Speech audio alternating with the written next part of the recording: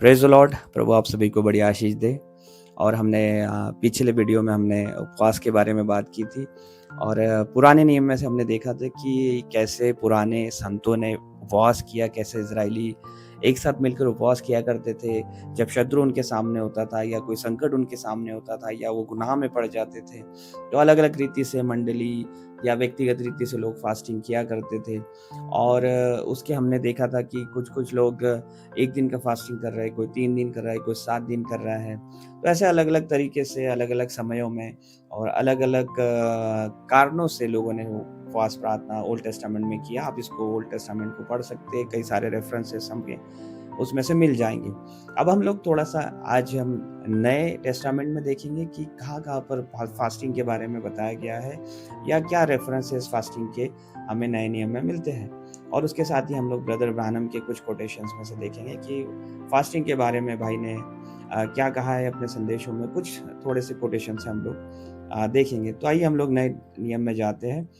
नए नियम में अगर लूका की किताब हम लोग निकालते हैं, लूक इसके दूसरे अध्याय में, लूका और इसके दूसरे अध्याय और 36 वचन से अगर हम पढ़ते हैं तो यहाँ पर हमें एक बूढ़ी बहन दिखाई देती है। हन्ना उसका नाम है। उसके बारे में गवाही ऐसी लिखी गई है बाइबल में कि आशेर के गोत्र में से हन्ना नामक फनूएल की बेटी एक भविष्यवक्तिन थी। एक वो प्रोफेटिस थी, एक भविष्यवक्तिन थी। वो बहुत बूढ़ी थी और विवाह होने के बाद 7 वर्ष अपने पति के साथ रह पाई थी। वह 84 वर्ष से विधवा थी, 84 ईयर्स से, और मंदिर को नहीं छोड़ती थी, पर उपवास और प्रार्थना कर करके रात दिन उपासना किया करती थी। वो रात और दिन उपवास प्रार्थना उसका चलता आ रहा है, उसका रूटीन चलते आ रहा है। और अवश्य है कि जब हम प्रभु की इतने नज़दीक रहेंगे, प्रभु की उपस्थिति में रहेंगे, उपवास और प्रार्थनाओं में रहेंगे, तो प्रभु अपनी अद्भुत बातों को हम पर प्रकट करेगा। जैसा इस बहन को बताया गया उस बच्चे के बारे में, जब यीशु मसीह को मंदिर में लाया गया मरियम और यूसुफ के द्वारा, तो वहाँ पर ये जान गई कि वो बच्चा कौन है और उसके बारे में जाकर वो लोगों को बताने लगी। ये इसलिए हो पाया, मैं समझता हूँ, कि क्योंकि वो मंदिर में बनी हुई थी, उपवास और प्रार्थनाओं में वो सदैव रहती थी और पवित्र आत्मा ने उसकी अगुवाई की होंगी। तो यहाँ पर हमें एक बहन दिखाई देती है जो उपवास को और प्रार्थनाओं को कर रही है, मंदिर को नहीं छोड़ रही है। आगे हम लोग चलते हैं और यीशु मसीह के जीवन में, जो कि हमारा परफेक्ट एग्जाम्पल है, जो सबसे सिद्ध एग्जाम्पल हमारा है, उसके जीवन को हम देखते हैं। जब पवित्र आत्मा यीशु मसीह पे उतरा और जब पवित्र आत्मा उन्हें मिला, जब बपतिस्मा लेते हुए पवित्र आत्मा कबूतर के नाई उनके ऊपर उतरा, तो उसके बाद हम देखते हैं, आइए मत्ती के 4थे अध्याय में हम लोग जाते हैं।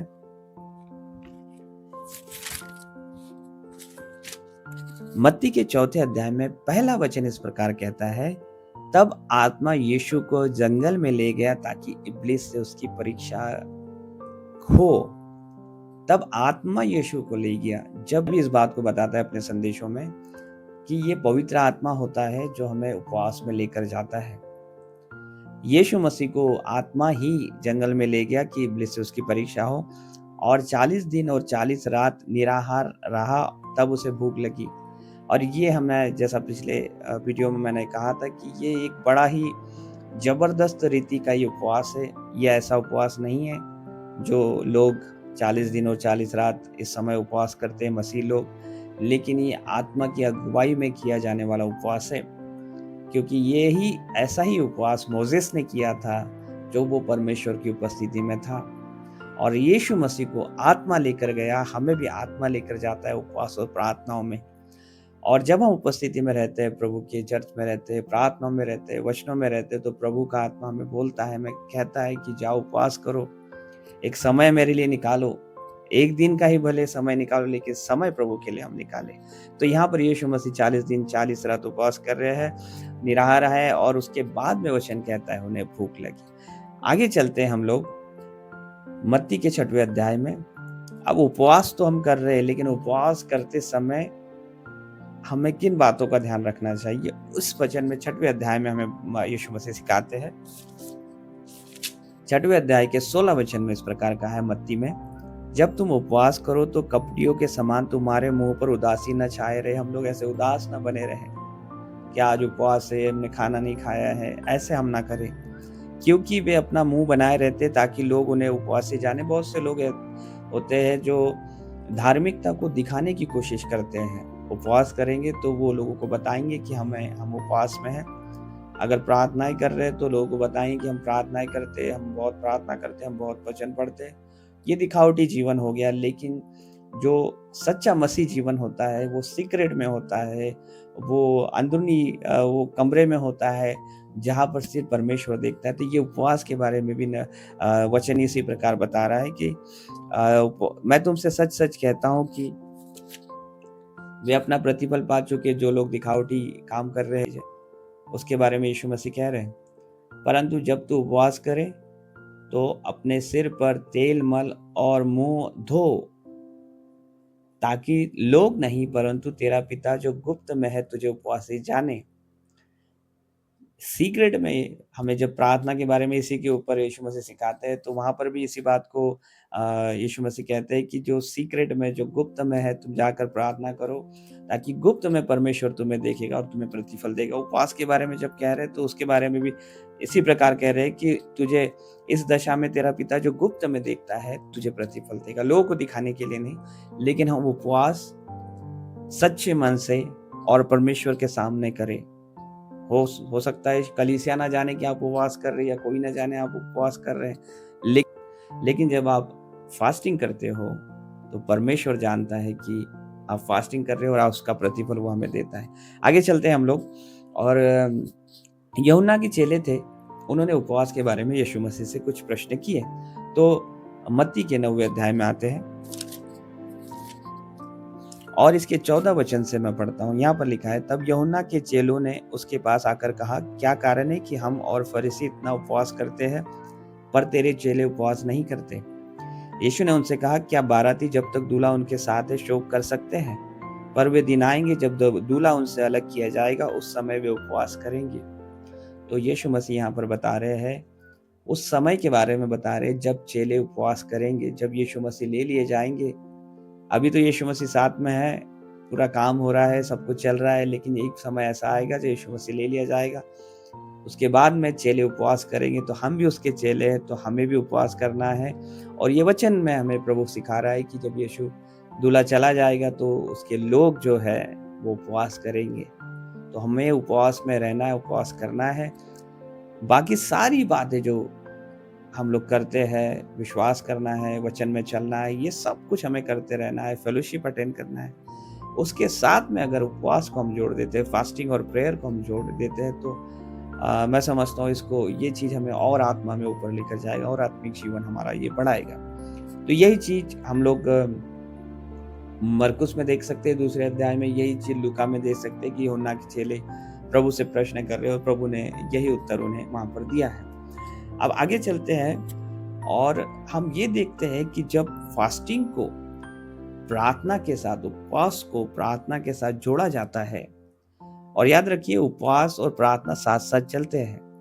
आप दिन भर सिर्फ उपवास मतलब खाली पेट रह गए, इससे कोई फ़ायदा नहीं है। उपवास का मतलब है आप परमेश्वर की उपस्थिति में जा रहे हैं और प्रार्थनाओं को कर रहे हैं। तो उपवास और प्रार्थना साथ-साथ चलते हैं। और यीशु मसीह ने एक जगह पर उपवास और प्रार्थना के सामर्थ्य के बारे में बताया। तो आइए हम लोग मत्ती के 17वें अध्याय को निकालते हैं। मत्ती का 17वां अध्याय और 14 वचन से जब आप पढ़ते हो, तो यहाँ पर एक व्यक्ति है जो अपने बेटे को लेकर आया है और उसका बेटा जो है एक दुष्ट आत्मा से, मिर्गी की आत्मा से वो पीड़ित है। वो उसे कभी वो कहता है कि वो आग में गिरा देती है, कभी पानी में गिरा देती है।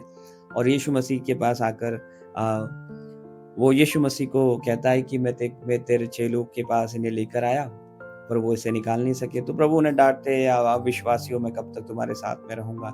लेकिन फिर क्या होता है कि चेले जाकर यीशु मसीह से सीक्रेट में बात करते हैं, जब एकांत में होते हैं। तो तब 19वें वचन में लिखा है, तब चेलों ने एकांत में यीशु के पास आकर कहा, हम उसे क्यों नहीं निकाल सके? प्रभु को प्रश्न कर रहे हैं कि प्रभु हम उसे क्यों नहीं निकाल सके? उसने उनसे कहा, अपने विश्वास की घटी के कारण, क्योंकि मैं तुमसे सच-सच कहता हूँ, यदि तुम्हारा विश्वास राई के दाने के बराबर भी हो, तो इस पहाड़ से कह सकोगे यहाँ से सरक कर वहाँ चला जा, तो वह चला जाएगा और कोई बात तुम्हारे लिए असंभव नहीं होगी। पर परंतु वहाँ पे लगा है बट यह जाति, ये जो स्पिरिट है, जो वो व्यक्ति को, उस बेटे को, उसके लिए लगा हुआ था व्यक्ति के बेटे को, ये जाति जो है बिना प्रार्थना और उपवास के नहीं निकलती। इसीलिए कई बार कलीसिया में वो काम नहीं होते, क्योंकि कलीसिया के लोग, चर्च के लोग उपवास और प्रार्थना में नहीं रहते। यहाँ पर प्रभु सिखा रहा है कि ये जाति बिना उपवास और प्रार्थना के नहीं जाएंगी। इसलिए आपको विशेषकर जो प्रार्थनाएं करते हैं किसी के लिए, बीमारों के लिए, दुष्ट आत्माओं के लिए, आपको प्रार्थना और उपवास में रहना ही है। बल्कि हर एक को प्रार्थना उपवास में रहना, ताकि परमेश्वर का आत्मा हमारे द्वारा से उसका काम कर सके। और यहाँ पर यीशु मसीह सिखा रहे हैं कि बिना प्रार्थना उपवास के ये जो जाति है ये निकल नहीं सकती।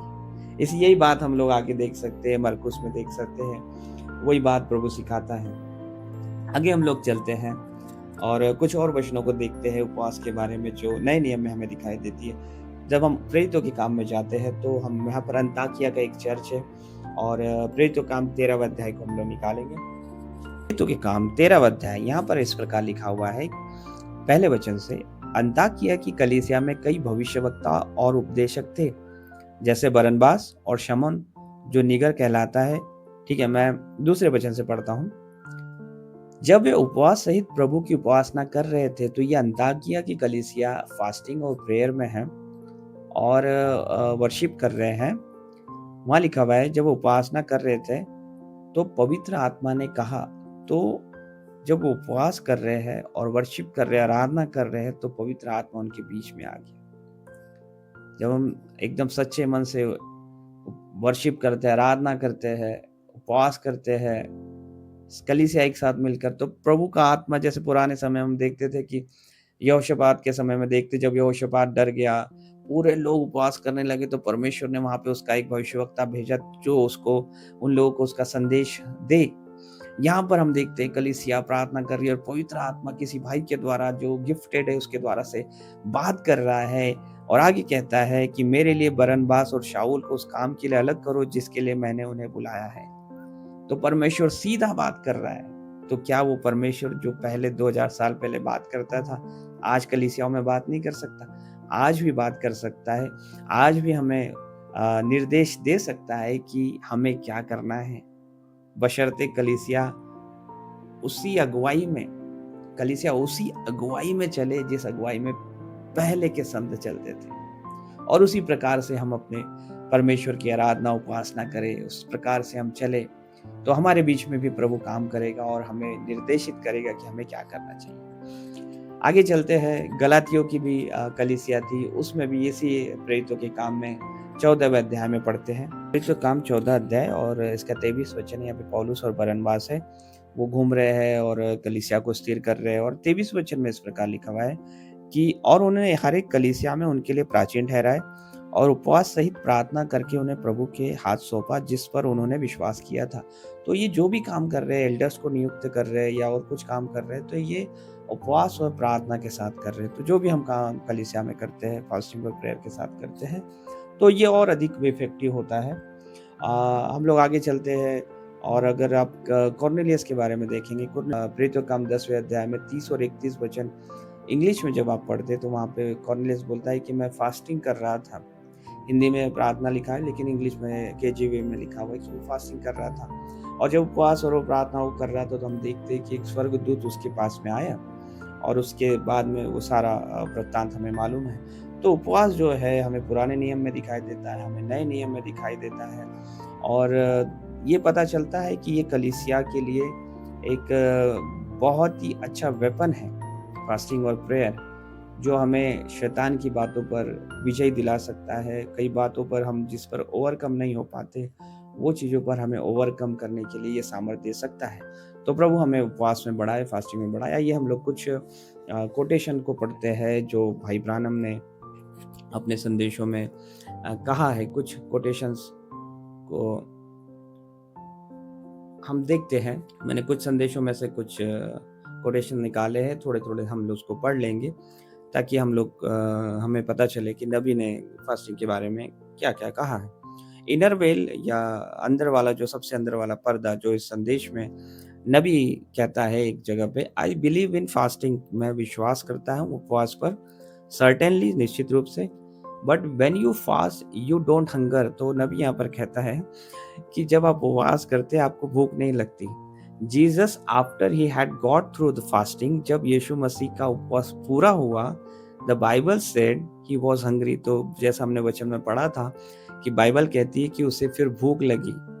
तो नबी कह रहा है कि जब आपको पवित्र आत्मा वाला जब उपवास हमको प्रभु लेकर जाता है, हमें भूख नहीं लगती। जब हमें भूख लग रही है, जैसा वचन में कहा कि उपवास पूरा होने के बाद में उसे भूख लगी। God puts a fast on you, परमेश्वर ही उपवास की अगुवाई हम पर डालता है। You don't put it on your self, हम अपने ऊपर वो चीज़ों को नहीं डालते, हम अपने आप से नहीं करते। ये पवित्र आत्मा होता है जो हमें अगुवाई करता है। तो ये इनर वेल में नबी फास्टिंग के बारे में कहते हैं। और परसिवरेंस, इस संदेश में नबी इस प्रकार कहता है, today I was setting in the room, मैं बैठा हुआ था कमरे में, वी हैड, और उसके बाद आगे बता दें, usually Fridays a fast day for me. तो जो शुक्रवार का दिन होता है वो मेरे लिए उपवास का जो है वो दिन होता है। I don't eat on sometime Tuesdays and Fridays till sometime in afternoon just little. तो नबी ये कह रहे हैं कि कभी कभी मंगलवार और शुक्रवार को मैं दोपहर तक कुछ नहीं खाता हूँ, दोपहर के बाद थोड़ा मैं कुछ खाता हूँ। That's not a regular fast, वो एक रेगुलर उपवास नहीं है, लेकिन वो अपने बारे में बता रहे हैं कि वो मंगलवार और शुक्रवार को कैसे फास्ट करते हैं। That's just a couple of days a week to fast, ये एक दो दिन हफ्ते के जो होते हैं वो उपवास करते हैं। So a long fast comes in more days, जो लंबा जो उपवास होता है वो काफ़ी दिनों का होता है।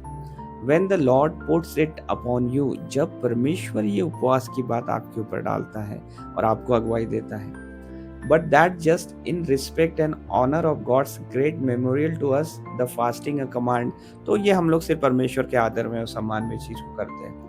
एंड सो इसके बाद नबी कहता है कि and so after 3 o'clock usually I have a little something light, तो मैं दोपहर में 3 के बाद में थोड़ा सा हल्का सा कुछ खा लेता हूँ। तो जो लोग सोचते हैं कि सुबह से शाम तक उपवास किया जाना चाहिए, मेरे भाई बहनों ऐसा नहीं है। आप तो आधे दिन का उपवास कीजिए, लेकिन वो समय आप परमेश्वर को दीजिए। उसके बाद में आपको भूख लगती है, आप खा लीजिए।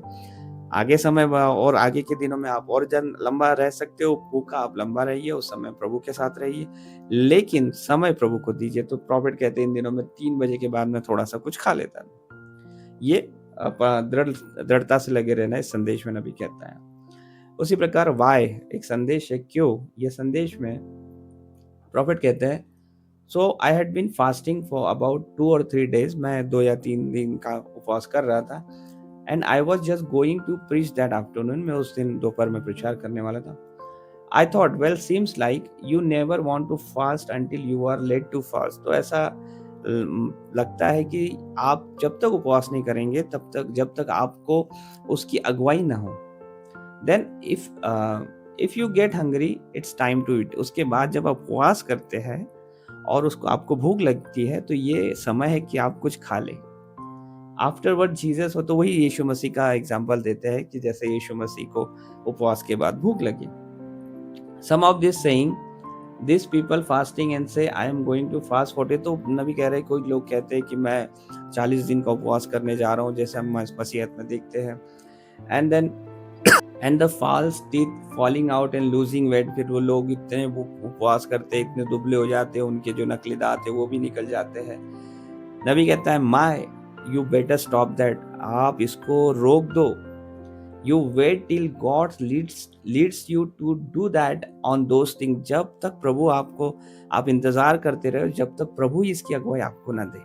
इन उपवासों की जो लोग जबरदस्ती 40 दिन 40 उपवास करने की कोशिश करते हैं, अलग अलग रीति से उसको ट्रेडिशन बना दिया है। Be led of the spirit, आत्मा की अगुवाई में चले। उसी प्रकार एंटाइसिंग स्पिरिट, भरमाने वाली आत्मा, इस संदेश में नबी कहता है there is nothing in the world tells you to have a 40 day fast, ऐसा कुछ नहीं है वचन में कि आपको 40 दिन का उपवास करने के लिए कहे। नॉट अ थिंग, कुछ नहीं। Nothing in the world telling you to fast less God would tell you, जब कुछ नहीं है ऐसा जब तक परमेश्वर ही ने आपको कहे फास्टिंग के लिए, वचन में ऐसा कहीं लिखा नहीं गया। And if you fast you are and going to get hungry, जब आप उपवास करोगे आपको भूख नहीं लगेगी, क्योंकि वो पवित्र आत्मा के द्वारा अगुवाई से दिया गया ये उपवास है, किया गया उपवास है। And go all those things. After you fasting brother you will be Joy and happy all the time. तो जब आप उपवास करोगे, आप निराश और दुखी नहीं लेकिन जॉयफुल और आनंदित आप लोग रहोगे, नबी कह रहे हैं एंटाइसिंग स्पिरिट में। और उसी के बाद में गो अवेक जीसस, जाकर यीशु को जगाओ, इस संदेश में नबी कहते हैं A few weeks ago, there was a circular letter put up here in Memphis। एक चीज बता रहे हैं नबी कि एक जगह मेम्फिस टेनेसी में एक जगह है, वहां पर एक लेटर लगाया गया और उसमें ये प्रॉफिट का साइन था, had my name signed to it, photostat copy, एक फोटो कॉपी वहां पर लगाई गई and said I had been with this person for 30 days on fast. तो उस पर्ची में ऐसा लिखा हुआ था कि प्रॉफिट उस व्यक्ति के साथ में, कोई पर्ची वहां पर लगाई किसी ने, उसमें इस प्रकार लिखा कि प्रॉफिट जो थे, नबी जो थे ब्रदर ब्रानम, उनके साथ में 30 दिनों के फास्टिंग में वो थे। अभी इसको क्लैरिफिकेशन नबी नबी दे रहा है, ये किसी ने तो भी ऐसा लिख दिया वहां पर, मे बी प्रॉफिट के साथ नाम जोड़ने के लिए वो किया हो। तो नबी कह रहा है कि उसके बाद कहते हैं 3 days is the longest I ever fasted in my life. सबसे लंबा अगर उपवास कोई मैंने मेरे जीवन में किया है तो वो 3 दिन का उपवास किया है। और ये भाई ने कुछ तो लिख दिया वहां पर कि 30 दिन ब्रदर भानम मेरे साथ में उपवास में थे, जो कि गलत है, उस चीज को वो गलत ठहराते हैं। और यहाँ पर एक पॉइंट बताते हैं कि जो लंबा उन्होंने उपवास उनके जीवन में किया वो 3 दिन का उपवास था। इसी बात को वो आगे क्लैरिफाई करते हैं कि क्यों 3 दिन का उपवास वो करते हैं, वाई इस संदेश में, क्यों वो संदेश में एक बार इस प्रकार कहते हैं फिर से, but however I had been fasting for a couple days, मैं कुछ 2-1 दिन के लिए उपवास कर रहा था और 2 या 3 दिन के लिए, which is about as long as I can fast, जो कि जितना लंबा कि मैं कर सकता हूँ, इतना ही लंबा वो कर सकते हैं। नबी इस बात को बताने की कोशिश कर रहे हैं। उसका रीजन कहते हैं because I am on the move so much, क्योंकि मैं बहुत ज्यादा यात्रा करता हूँ, बहुत इधर उधर जाता हूँ, इसीलिए लंबा फास्ट वो कर सकते हैं 2 या 3 दिन का। सो देन ठीक है। तो ये कुछ कोटेशन थे नबी के संदेशों में से, और भी कुछ हो सकते हैं जो उन्होंने फास्टिंग के बारे में कहा, लेकिन ये कुछ इंपॉर्टेंट पॉइंट्स मुझे उसमें से मिले कि 3 दिन तक ज़्यादा से ज़्यादा लंबा फास्टिंग प्रॉफिट कर सके, क्योंकि वो हमेशा घूमते थे, प्रचार करते थे और मंगलवार और शुक्रवार को उपवास किया करते थे। और कभी-कभी वो 3 बजे तक के बाद भूखे हो जाते थे तो वो खा लेते थे। तो हमें भी सजेशन नबी ने दिया है कि अगर आप फास्टिंग में जा रहे हो, आपको भूख लग जा रही है, आप खा लीजिए। कुछ लोगों के बारे में, कुछ संतों के द्वारा से मैंने सुना है कि वो लाइट वेट फास्टिंग करते हैं, वो लिक्विड डाइट पे रहते हैं कुछ दिनों तक, कुछ जूस पीते हैं, लेकिन उस समय में वो ज़्यादा से ज़्यादा प्रार्थनाओं में और प्रभु की उपस्थिति में रहते हैं।